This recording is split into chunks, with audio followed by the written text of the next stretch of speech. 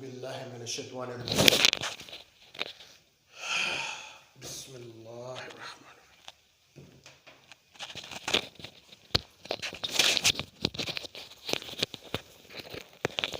औज़ु बिल्लाहि मिनश्शैतानिर्रजीम। बिस्मिल्लाहिर्रहमानिर्रहीम।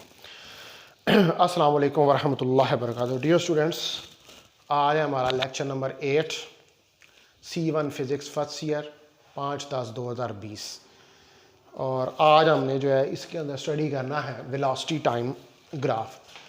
Chapter number 3 motion and force को हम स्टडी कर रहे हैं। मोशन एंड फोर्स, और इसके अंदर जो है हमने वेलोसिटी टाइम ग्राफ को स्टडी करना है। तो जो ये ग्राफ है वेलोसिटी टाइम ग्राफ, ये क्या करता है? ये रिप्रेजेंट करता है variation of velocity with time. The variation of velocity with time is described by velocity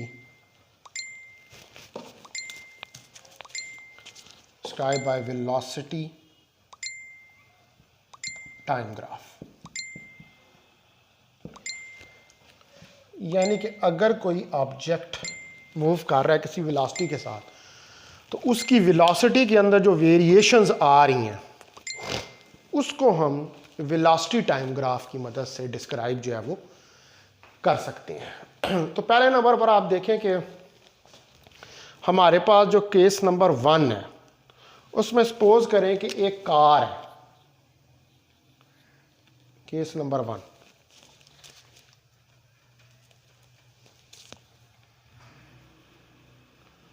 एक कार है जो कांस्टेंट वेलोसिटी के साथ मूव कर रही है। अ कार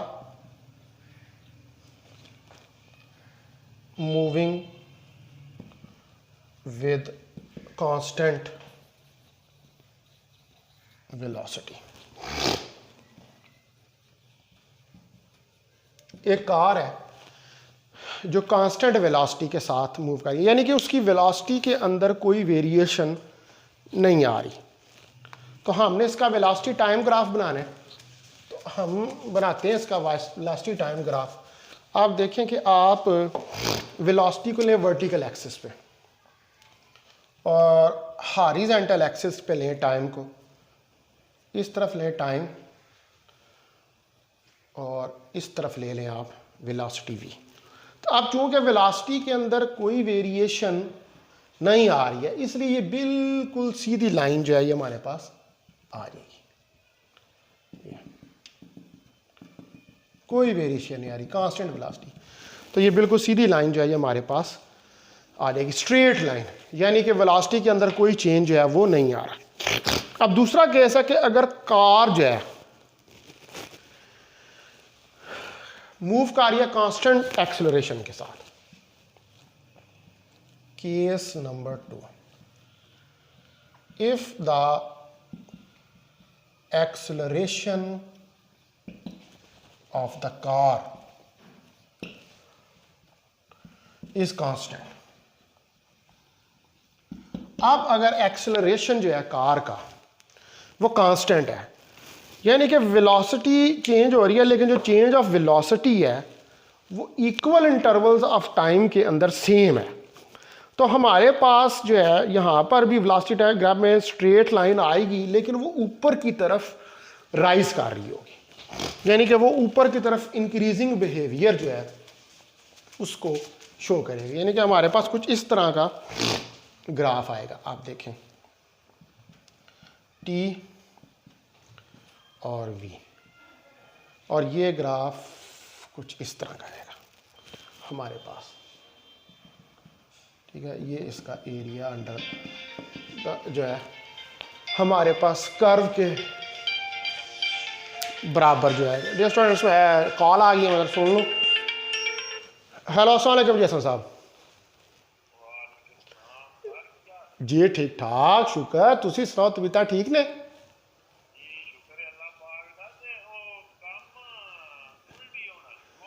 की होया?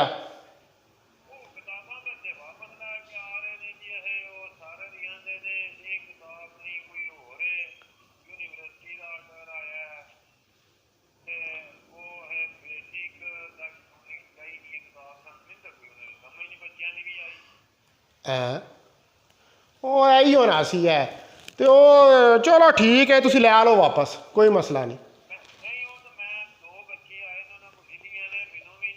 ਆ ਅੱਛਾ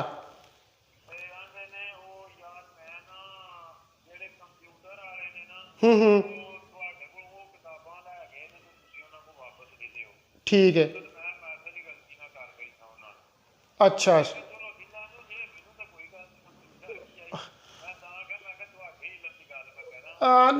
ਤੇ ਹੁਣ ਤੱਕ ਵੈਸੇ ਕਿੰਨੀਆਂ ਨਿਕਲੀਆਂ ਸਾਜੇ ਵੇਖੋ ਹਾਂ ਜਰਾ ਜ਼ਰਾ ਗਿਣੋ ਹਾਂ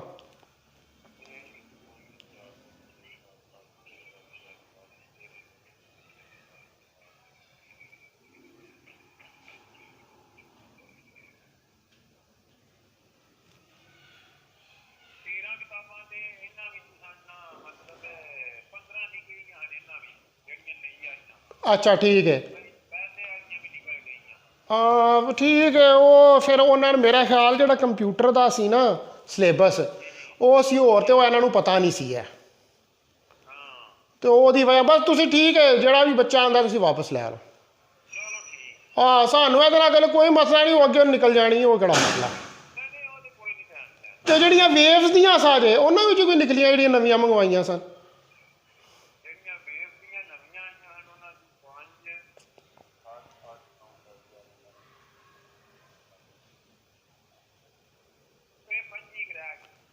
वो मैं 3 मंगवाइया सर 5 निकलियां ने सिर्फ बस ठीक है कोई नहीं वो खैर तुम लै लो जो आंदा वो लै लो वापस हाँ वो कोई वो मैं हर कोई मिस गाइडलाइन हो गई है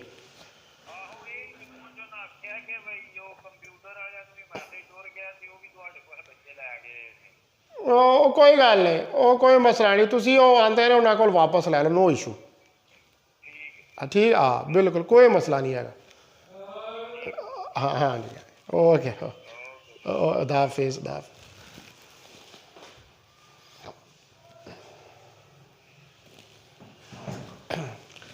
sorry for interruption dear students call आ गई थी तो अब हम जो है वो दोबारा शुरू करते हैं देखें कि ये जो है रेजिंग ग्राफ आ रहा है ठीक है यानी कि वेलोसिटी इंक्रीज़ हो रही है एक्सेलरेशन कांस्टेंट है लेकिन वेलोसिटी इंक्रीज़ हो रही है और वेलोसिटी वो इक्वल इंटरवल ऑफ टाइम में इक्वल पेस के साथ जो है वो इंक्रीज़ हो गई है अब उसके बाद हम देखते हैं केस नंबर 3 है कि when acceleration of car is increasing case number 3 है कि यानी कि अब वेरिएबल एक्सेलरेशन आ गया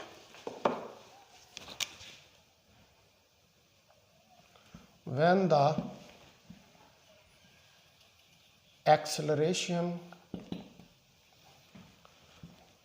of the car is increasing जब एक्सेलरेशन ऑफ द कार जो है वो इंक्रीज हो रहा है यानी कि एक्सेलरेशन ऑफ कार बढ़ रहा है इस सूरत में हमारे पास अब जो ये लाइन बनेगी ये स्ट्रेट लाइन नहीं है क्योंकि अब एक्सेलरेशन चेंज हो रहा है वेरिएशन आ रही है इसका मतलब है कि जो चेंज आ रही है वो कांस्टेंट नहीं है वो एक जैसी नहीं है तो इस सूरत में हमारे पास जो ये जो ग्राफ आएगा ये आप देखें कि ये ग्राफ कुछ यूँ इंक्रीजिंग बिहेवियर का ग्राफ आएगा और यहाँ पर अगर आप एक टेंजेंट ड्रा करें और इधर से परपेंडिकुलर ड्रा करें तो देखें कोई एंगल थीटा बन रहा है और ये कोई पॉइंट ए है जहाँ पर ये इसके साथ टेंजेंट जो है वो इंटरसेक्ट कर रहा है तो ये इंक्रीजिंग बिहेवियर ही है लेकिन ये वेरिएबल है इससे पिछला ग्राफ जो था वो इंक्रीजिंग बिहेवियर का नहीं था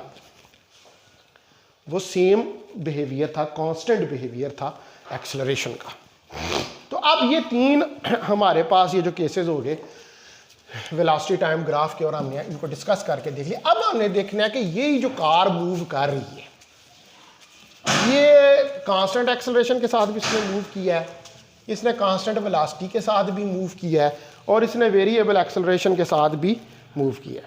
तो हम डिस्टेंस को किस तरह वेलोसिटी टाइम ग्राफ से डिटरमिन कर सकते हैं? डिटर्मिनेशन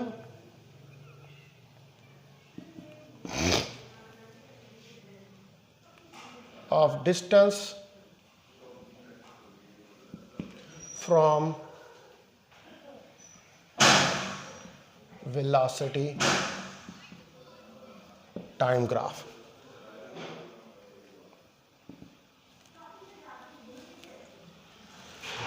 तो पहले हम देखते हैं कि अगर ऑब्जेक्ट मूव कर रहा है कांस्टेंट वेलोसिटी के साथ, if the object is moving with constant velocity,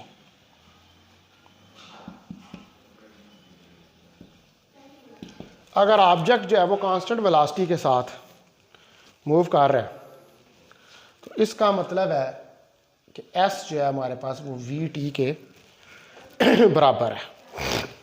तो अब पहली फिगर आप देखें, ये वाली,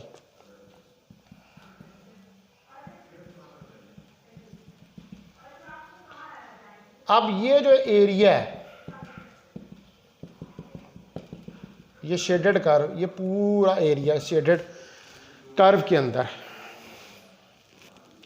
देखिए ये t है, ये v है, ये लेंथ है, ये विड्थ है। तो एरिया ऑफ शेडेड रीजन, जो एरिया हमारे पास शेडेड रीजन का A, आप इसको नाम दे दें OAB। तो OA मल्टीप्लाई बाई OB, तो OA कितना है आपके पास? OA हमारे पास T है और OB हमारे पास V है। तो इसका मतलब है कि A जो है वो VT के बराबर है। तो S जो है वो A के बराबर है, जो कि एरिया ऑफ शेडेड रीजन है। S is equal to A, तो S is equal to VT। ये देखिए हमने पहला केस जो है वो करके देख लिया। अब जो केस नंबर 2 था, जब वेलोसिटी जो है वो इंक्रीज होती है, यानी कि एक्सेलरेशन जो था वो कांस्टेंट था लेकिन वेलोसिटी जो है वो इंक्रीज हो रही थी।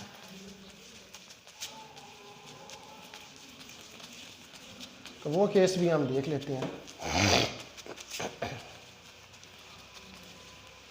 तो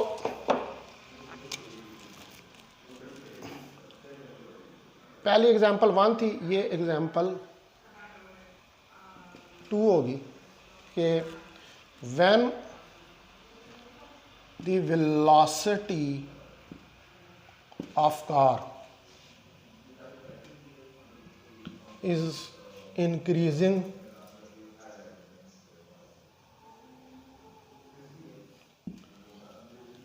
from 0 to v, अगर 0 से v इंक्रीज हो रही है तो वो यही हमारे पास ग्राफ आ रहा था कांस्टेंट एक्सेलरेशन का, यानी कि इंक्रीज हो रही है लेकिन कांस्टेंट चेंज के साथ इंक्रीज हो रही है।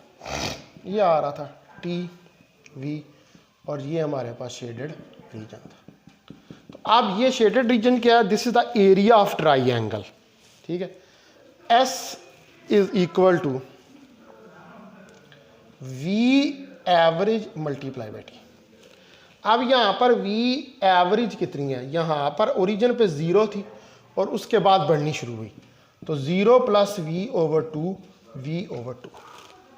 तो s मेरे पास 1 ओवर 2 vt के बराबर जो है आ गया। अब जो है आप यही एरिया ऑफ ट्राइंगल से भी कैलकुलेट कर सकते हैं। देखिए ना, ये एरिया ऑफ ट्राइंगल है, हम इसको नाम देते हैं OAB।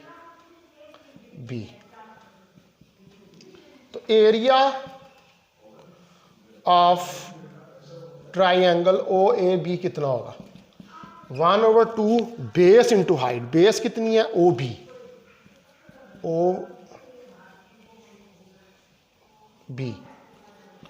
और हाइट कितनी है हमारे पास? ये देखें यहां से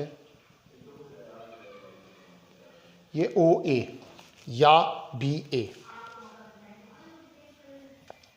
बी ए। तो हमारे पास ये एरिया 1/2 ओ बी किसके बराबर है, टी, और ओ ए हमारे पास वी के बराबर है, तो 1/2 वी टी। ये हमारे पास area of O A B आएगा, और यही area of O A B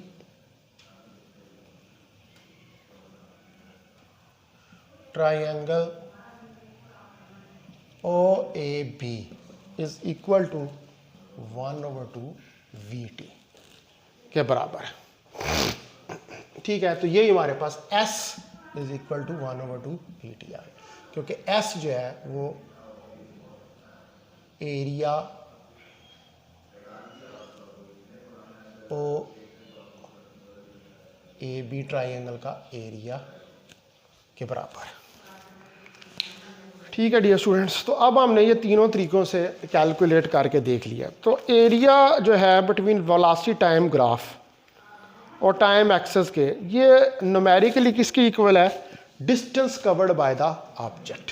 ठीक है, तो जो distance covered by the object है that is equal to velocity time graph. ठीक है,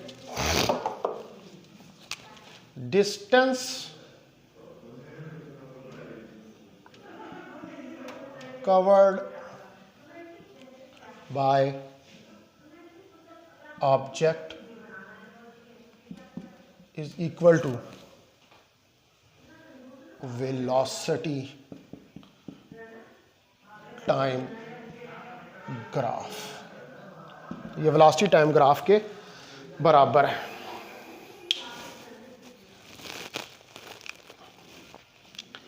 तो जो हमारे पास है एवरेज एक्सेलरेशन किसी भी ऑब्जेक्ट का, ये हम फाइंड कर सकते हैं slope of velocity time graph जो है उसको कैलकुलेट करके, और जो मैग्नीट्यूड है इंस्टेंटेनियस एक्सेलरेशन का किसी भी इंस्टेंट के ऊपर, ये न्यूमेरिकली इक्वल होता है slope of the tangent at the point A.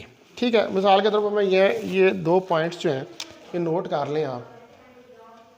ये क्या, मैं ये फिगर तीसरी वाली जो है वो दोबारा बनाता हूँ। ये देखें, ये फिगर दोबारा बनाता हूँ, आप देखें इसके अंदर ये यूं था।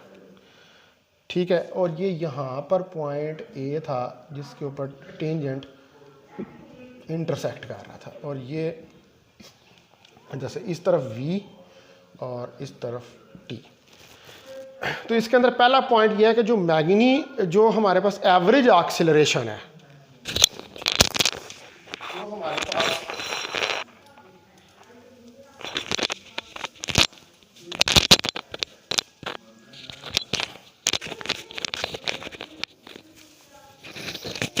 जो हमारे पास एवरेज एक्सेलरेशन है, वो एवरेज एक्सेलरेशन जो है उसको हम फाइंड कर सकते हैं किससे, slope of velocity time graph से। यानी कि इसकी ये स्लोप निकालें। Number 1 point, average acceleration can be found by the slope of velocity time graph। अब स्लोप क्या होती है, देखें स्लोप, अगर मैं ये कह लूँ कि एक पॉइंट कोई A है, ये B है और ये C है, तो यहाँ से ये एंगल थीटा बन रहा है। ठीक है, इस पॉइंट को चला हमने यहाँ पर A लिया, तो इसको D कह लेते हैं। अब यहाँ पर tan ऑफ थीटा जो है वो एक्चुअली स्लोप है इसकी ग्राफ की। तो हमारे पास जो tan ऑफ थीटा है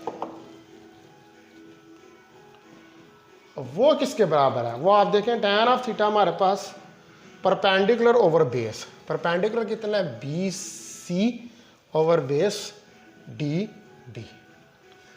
तो ये tan ऑफ थीटा बराबर है स्लोप के। आप स्लोप यहाँ से आसानी से BC ओवर DB निकाल सकते हैं। ठीक है, उसके बाद दूसरा पॉइंट है कि जो इंस्टेंटेनियस एक्सेलरेशन है वो एक्चुअली इस पॉइंट ए के ऊपर, स्लोप ऑफ द टेंजेंट जो है वो पॉइंट ए है, क्या जो स्लोप ऑफ द टेंजेंट है एट पॉइंट ए उसके बराबर है, दूसरा point.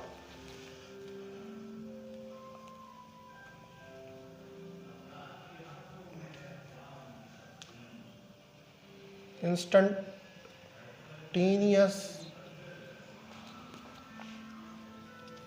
acceleration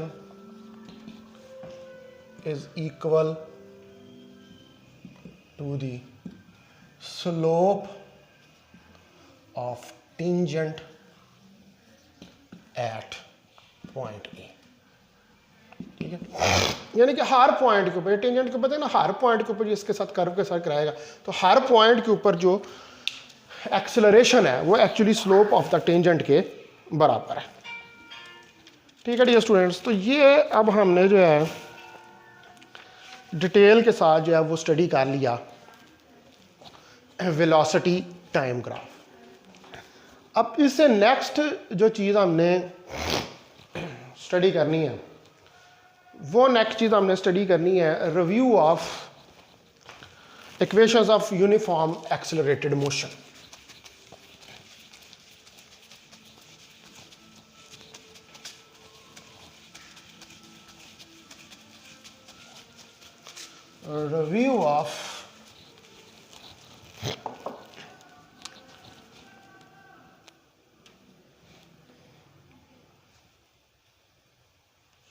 Review of equations of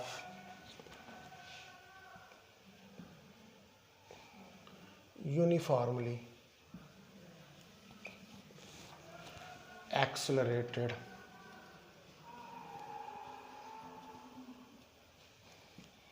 motion।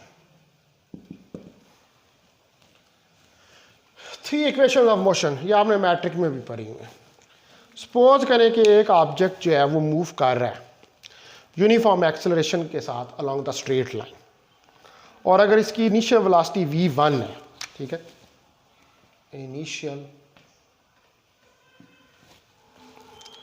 इसकी इनिशियल वेलोसिटी जो है वो v1 है, और ये इनिशियल वेलोसिटी जो है फाइनल वेलोसिटी में चेंज होती है एक टाइम इंटरवल t के बराबर। तो फाइनल वेलोसिटी हमारे पास आ जाएगी v2, और टाइम इंटरवल जिसमें ये वेलोसिटी चेंज हुई है वो t के बराबर आ जाएगा। तो हमारे पास vf जो है वो क्या आ जाएगा, vi प्लस at के बराबर आ जाएगा, और s हमारे पास क्या आ जाएगा, vit प्लस 1/2 at स्क्वेयर, और v square f minus vi square is equal to 2as। vf और vi फाइनल इनिशियल वेलोसिटीज है, a एक्सेलरेशन है और s डिस्टेंस है, और t जो है वो टाइम इंटरवल है और a एक्सेलरेशन है। तो ये इक्वेशंस कहाँ पर यूजफुल हैं? ये इक्वेशन यूजफुल है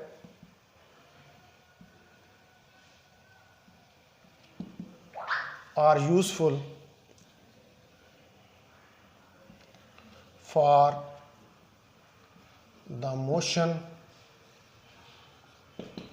with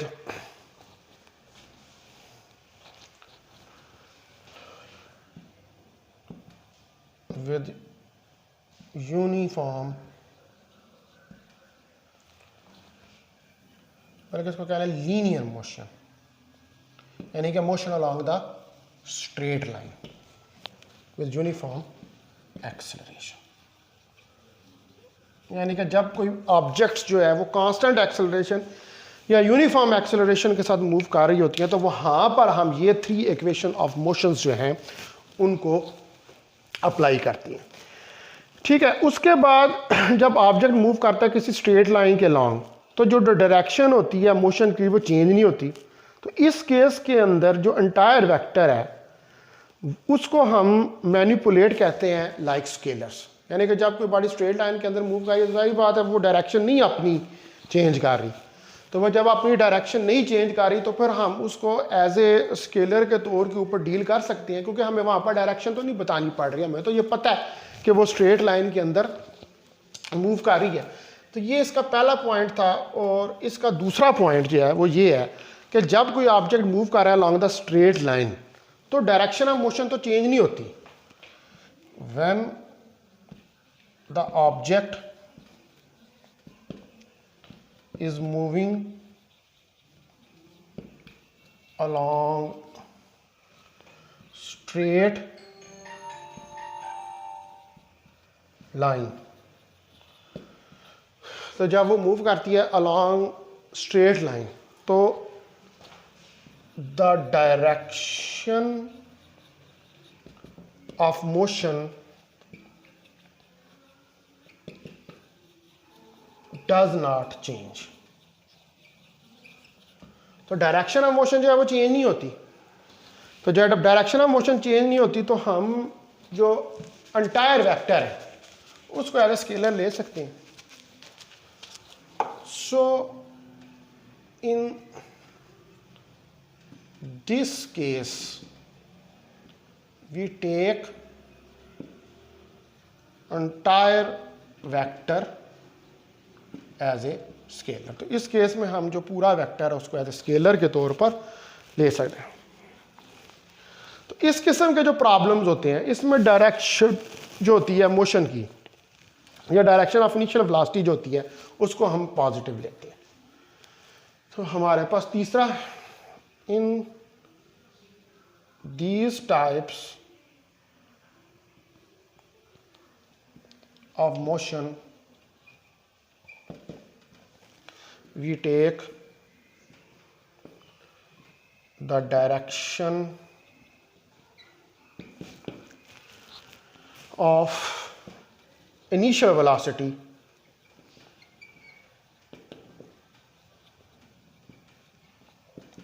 as positive। तो जो डायरेक्शन होती है इनिशियल वेलोसिटी की उसको हम पॉजिटिव लेते हैं, क्योंकि वो एक ही डायरेक्शन में मूव कर रही है, उसकी अपोजिट डायरेक्शन में तो नहीं जा रही, एक ही डायरेक्शन में स्ट्रेट लाइन के अलॉन्ग मूव कर रही है। ठीक है ये स्टूडेंट्स। उसके बाद जो है इसके अंदर एक चौथा पॉइंट जो है नेगेटिव साइन हम कब असाइन करते हैं। नेगेटिव साइन हम उस वक्त असाइन करते हैं जब डायरेक्शन जो है वो अपोजिट होती है दैट ऑफ इनिशियल वेलोसिटी, यानी कि जो डायरेक्शन ऑफ मोशन है वो इनिशियल वेलोसिटी के अपोजिट डायरेक्शन में हो जाती है। चौथा point, we assign negative sign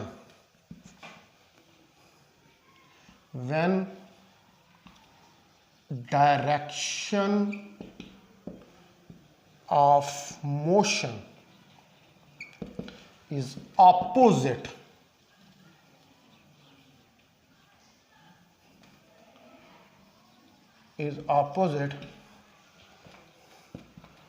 to the direction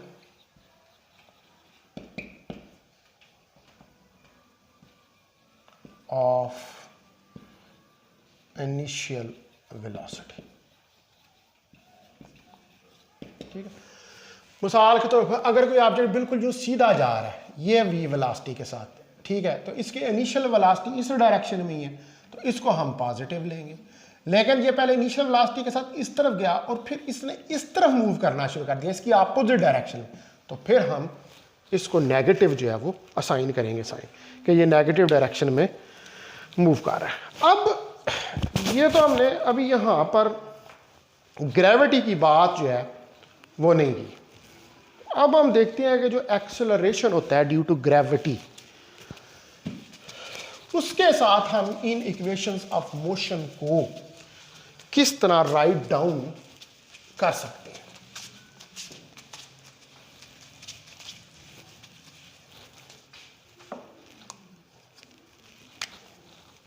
तो acceleration due to gravity। तो जो एब्सेंस ऑफ एयर है, in the absence of air, यानी कि एयर रेजिस्टेंस जहाँ पर ना हो, तो तमाम ऑब्जेक्ट्स जो वो फ्री फॉल करते हैं near the surface of earth और मूव करते हैं towards earth with a uniform acceleration. ये जो एक्सेलरेशन है is known as acceleration due to gravity. ठीक है, मिसाल के तौर पर ये है, इसको नीचे की तरफ फेंकें तो ये यूं जाएगा। ठीक है, तो अगर यहाँ पर एयर ना हो तो ये क्या, ये फ्री फॉल है, तो ये जिसके साथ ये नीचे की तरफ मूव कर रहा है वो क्या है, वो इसका एक्सेलरेशन ड्यू टू ग्रेविटी है। तो हम इसको डिफाइन करते हैं कि in the absence of air resistance, जो एब्सेंस है एयर रेजिस्टेंस की, ऑल ऑब्जेक्ट्स, तमाम ऑब्जेक्ट्स जो हैं, fall near the surface of earth with uniform acceleration, and it is known as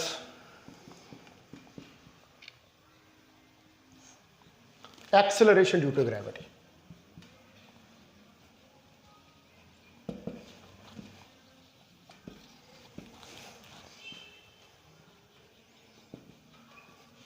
यानी कि जब भी कोई ऑब्जेक्ट फ्रीली फॉल करता है, मिसाल के तौर पर यूं फ्रीली फॉल करता है, तो ये यूनिफॉर्म एक्सेलरेशन के साथ फॉल कर रहा है। अगर यहाँ पर रेजिस्टेंस ऑफ एयर नहीं है तो वो जिस एक्सेलरेशन के साथ फॉल कर रहा है वो कौन सा एक्सेलरेशन है, वो एक्सेलरेशन ड्यू टू ग्रेविटी है।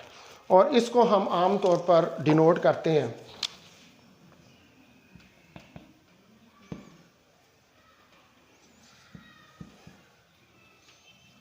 It is denoted by ji.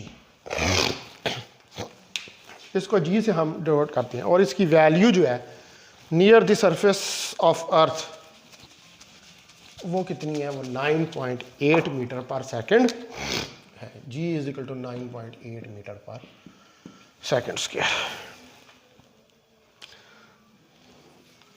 In downward direction. तो यूनिफॉर्म जो एक्सेलरेटेड मोशन की इक्वेशंस हैं इनको हम अप्लाई कर सकते हैं किस पर, free fall motion of the objects के ऊपर। ठीक है, वो कैसे हम अप्लाई कर सकते हैं, आप देखें कि V F V I plus G T, A is replaced by G. ठीक है, उसी तरह S V I T plus 1/2 G T square और V square F minus V I square 2 GS। इससे हम इसको रिप्लेस जो है कर सकते हैं। अब आपने जो डायरेक्शन होती है वो डायरेक्शन जो है क्या देनी है, मतलब जी को क्या डायरेक्शन है। अगर तो बॉडी फॉल कर रही है towards the near the surface of अर्थ, अगर बॉडी फॉल कर रही है, बॉडी फॉलिंग डाउनवर्ड, तो G is positive. If body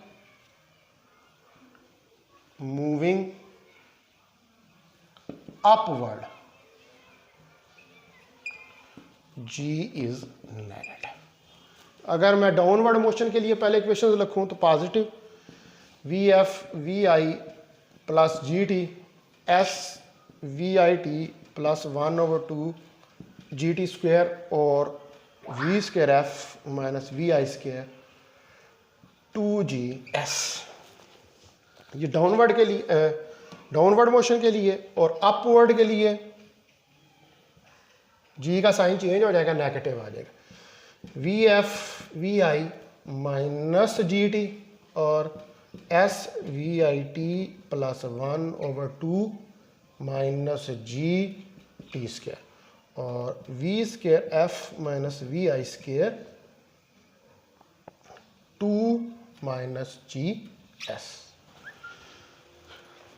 actually gravity की डायरेक्शन है वो डाउनवर्ड होती है, क्योंकि जो भी मास होता है वो अपनी तरफ ऑब्जेक्ट जो है उसको अट्रैक्ट करता है। तो इस वजह से हम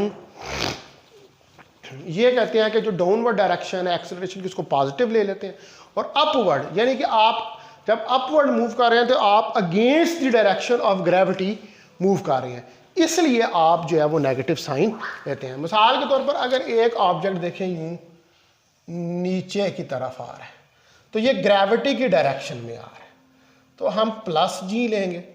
और एक ऑब्जेक्ट चूंकि ग्रेविटी नीचे की तरफ सेंटर ऑफ अर्थ की तरफ एक्ट करे और ये ऊपर जा रहा है एक ऑब्जेक्ट, तो यहाँ पर माइनस जी लेंगे क्योंकि ये मूव कर रहा है अगेंस्ट द ग्रेविटी। ठीक है डियर स्टूडेंट्स, तो अब जो है हम नेक्स्ट जो है वो स्टडी करेंगे न्यूटन के लॉज ऑफ मोशन, फिर मोमेंटम और रेस्ट ऑफ थिंग। तो आज के लिए इतना ही काफ़ी है। अपना बहुत ख्याल रखें। अस्सलाम वालेकुम वरहमतुल्लाहि वबरकातुहू।